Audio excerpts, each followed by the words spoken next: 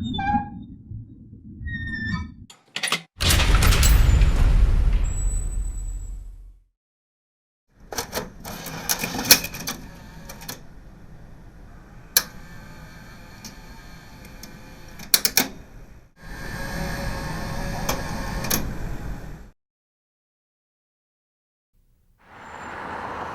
firehouse at First and Virginia has been around since 1900.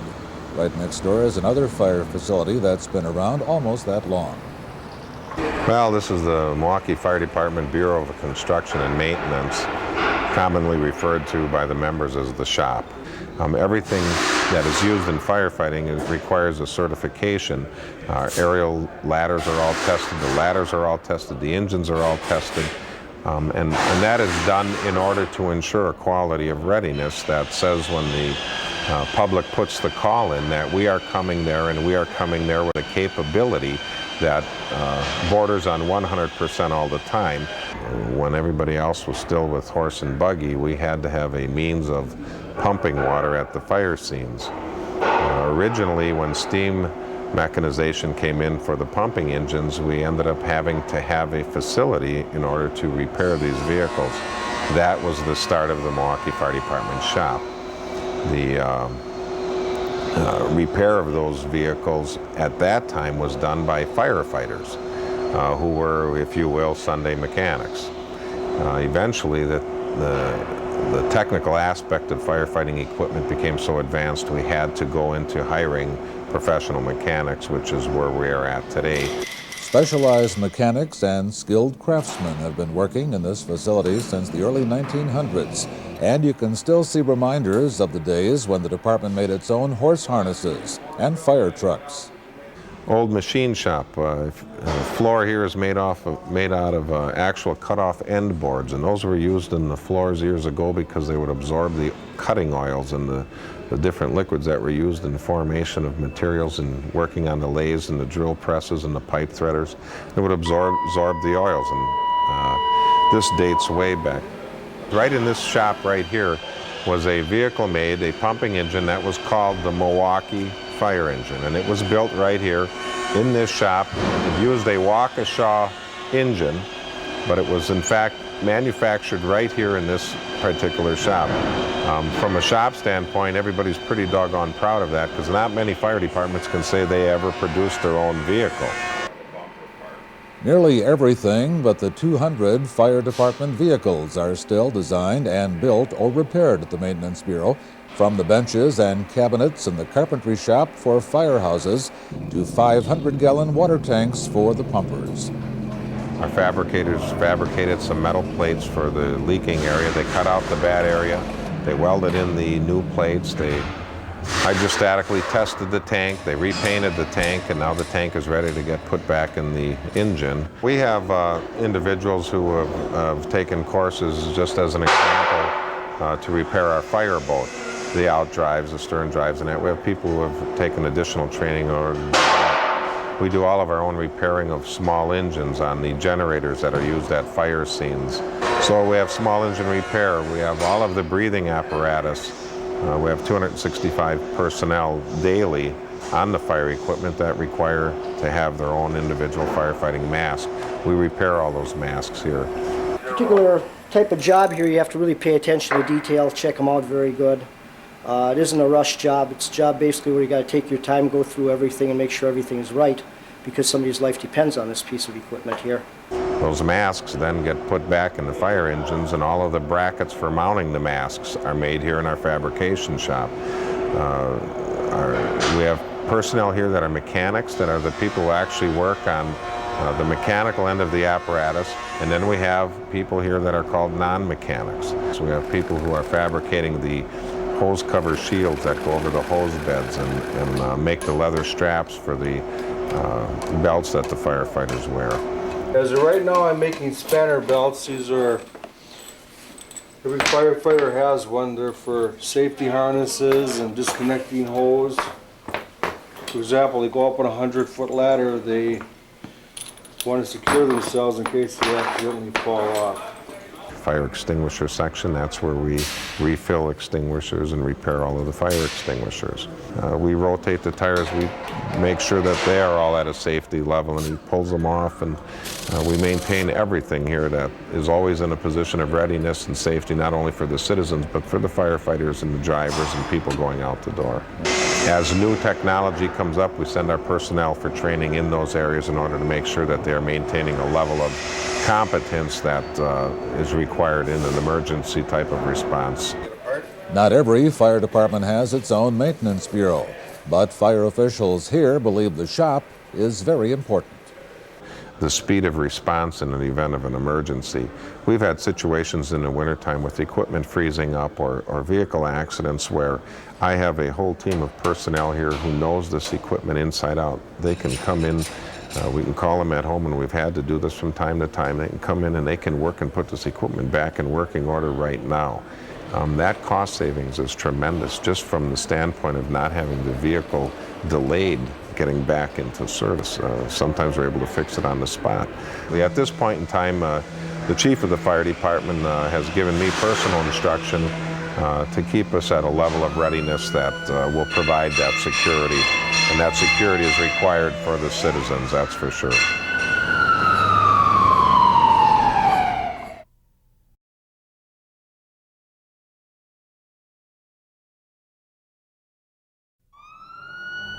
Will firefighters and paramedics be able to respond quickly? Will police officers have the capability to provide public safety? Will the waterworks be able to pump the water we need? These are some of the so-called critical or vital systems of city government. After many months of checking and updating, officials are confident the city is ready for Y2K. People use all kinds of phrases. Sometimes they say Y2K compliant, sometimes they say Y2K ready. I don't think that technical distinction really matters. What it comes down to is we're going to be ready to provide the critical services our citizens need. We have tested or are testing all our critical systems, and they are coming through with flying colors. There have been some minor problems, but we take care of those problems. As you remember, the Y2K issue came about because early programmers, in order to save precious computer space, used only 2 digits to identify the year. Unless reprogrammed, some computers may think the new year is 1900 and fail. The city's Y2K coordinator says vendors have been contacted, there has been independent testing, and contingency plans have been developed. We went through a series of steps that are fairly well known in the industry, where we created, over a period of the last several years, awareness among city staff and city departments of what the problem was. We did an assessment of all of our equipment, what could be affected and what we might want to do about it. We did what's called remediation. In other words, we went in and spent a lot of effort solving problems that were identified, whether those were computer systems or systems that had embedded chips in them. We tried to assure ourselves that those fixes made it work by going through a series of testing, and we focused in the last several months on testing particularly for critical systems. Those in direct contact with those critical systems told the Common Council Committee recently that emergency power and manual contingency plans have been arranged, but they too are confident that they are ready. Again, I'd like to reassure the committee and the city that the fire department, we feel we're well prepared for the change of the year, and again, that it's going to be a seamless operation from one day to the next. All the critical systems are well in hand and prepared. And if tomorrow was January 1st, I'm not uncomfortable with our level of preparedness. What WEPCO believes is that short, localized area of power outage is more likely than a system-wide blackout. And in the case of that situation, we would be able to withstand that and water would still get delivered. The point is that we've come to the conclusion that we're as ready for the year 2000 as we practically can be. Alderman Richards is chairman of the city's Information Policy Committee, which is dealing with Y2K preparations. While confident of city readiness, the committee prepared a year 2000 checklist, a tool to help prepare for any emergency situation, whether caused by electricity, water, weather, or Y2K. that's good for any emergency. And that's the key thing. We don't want people to do things for the year 2000 to get ready for them that they wouldn't do for any emergency. And my little example would be on December 31st, we have no Y2K problems, no computer problems. Now, there'll be some problems, but I mean no major problem. Nobody has any problem like that. Except we have the worst ice storm in 100 years. And that's a possibility. Here we are in Wisconsin. That's just like having insurance on a car. You don't think you're going to have an accident. We don't think anything will happen. We expect everything to be fine at the end of the year, but we want our citizens to be prepared in case there are any inconveniences that should occur. The potential for problems extends to loads of personal electronic items as well. Basically, any appliance that uses computer chips for day, month, year, calendar functions. With all the interconnected computer systems, there are no 100% guarantees, but we've been given great assurances that the outside utilities will also provide us with the heat and the hot water and the electricity that we need. If something goes wrong there, I can't control that, but I'm confident from what we've been told, from the testing that's been done outside, that the outside systems should work, our connected systems will work, and then we'll provide everything the citizens need. Once again, the advice is don't panic, prepare. Y2K is an excellent time to check the efficiency and general state of preparedness for any crisis. This is a continuing process. I can't tell you today we are 100% done. We will be working on this up through the end of the year and beyond that. We expect, and I am confident at the end of the year, that services will be delivered on a consistent basis. As chair of the Information Policy Committee, there was nobody who would be happier to have people say, there wasn't an event. Why were you so worried? Because I will be happy as can be if we don't have any, and as I predict we won't have any great excessive problems. We'll just have the normal night's problems, but we'll probably be more aware of them as we go through the celebration of the new year and the new millennium.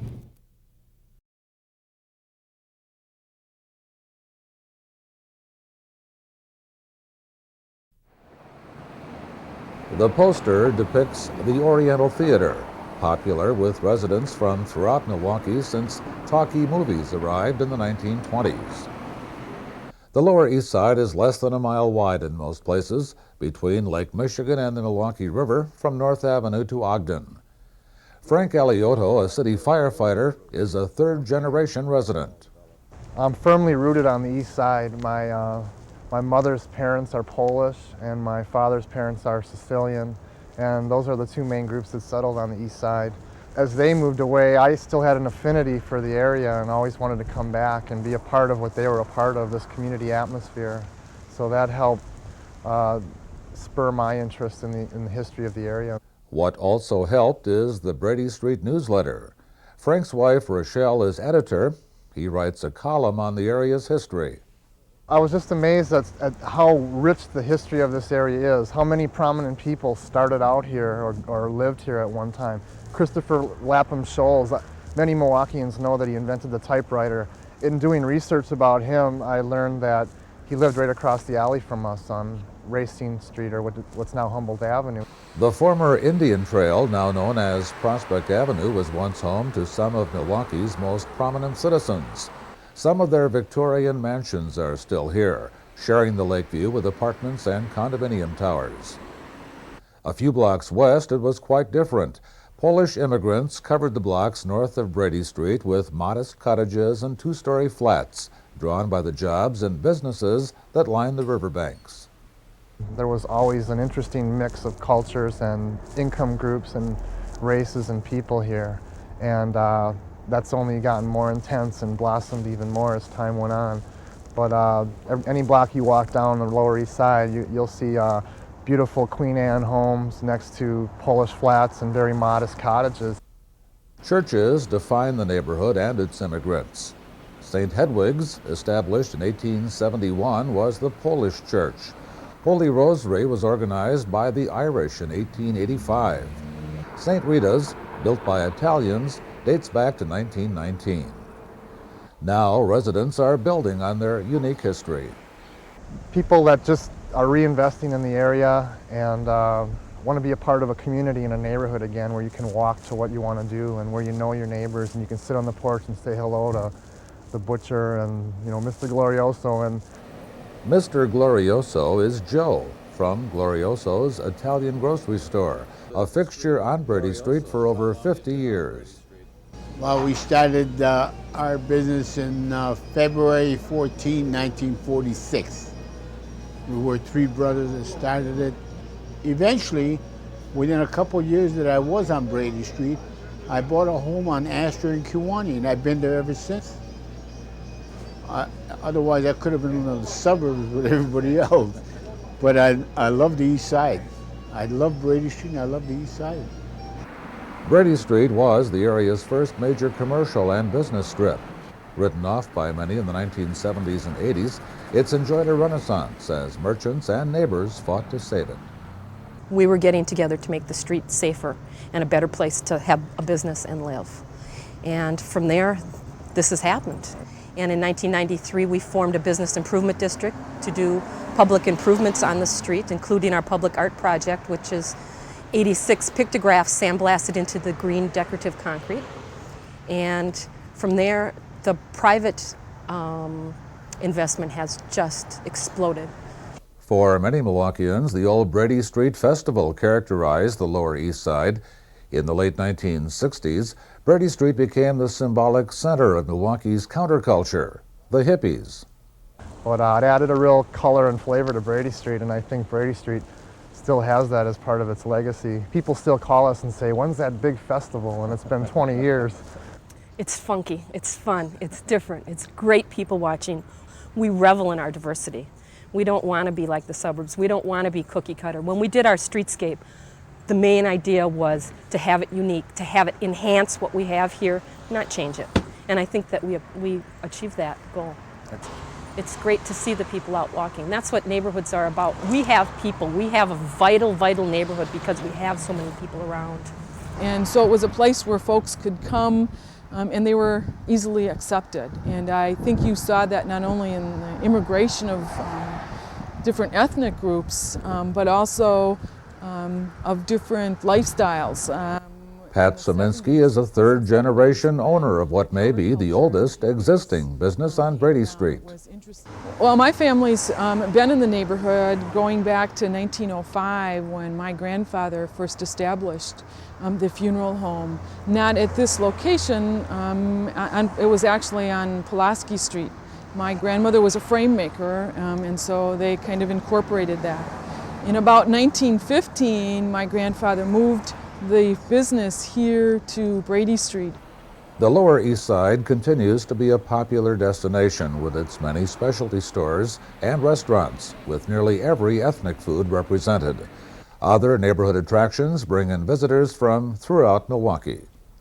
We see some of those young people who moved to the suburbs coming back to the neighborhood to not only visit to see what it looks like, but in some cases they've decided that the house that their parents lived in, maybe it would be worthwhile to come back, fix up, and stay in the neighborhood. Streets with many different angles have helped shape the Lower East Side. It marks the intersection of two major street systems, one paralleling the lakefront, the other following the standard rectangular grid. The Lower East Side is still among the most densely populated areas of Milwaukee, still one of the most ethnically diverse areas. Immigrants from Russia are the latest to settle here. Families are moving back, and playgrounds such as the new Cass Street play area are among the new gathering spots. The Lower East Side is a neighborhood with a history and identity all its own, and a neighborhood building for the future. And I see a lot of progress going on, a lot of progress, and I'm happy about it. I see a lot of renovation of homes, which makes me feel good, improves the whole area. In general, there's a appreciation for the old architecture. There's empty nesters and younger people who are tired of living so far from all the action. There's kind of a universal attitude that urban living isn't so bad after all. I think that every neighborhood can do this. They just need to have people who have energy and passion and want to do it. It can be done. Even I look at what's happened and am astonished and so pleased that this has happened to Brady Street and also other areas in the city. I mean, this city is really popping.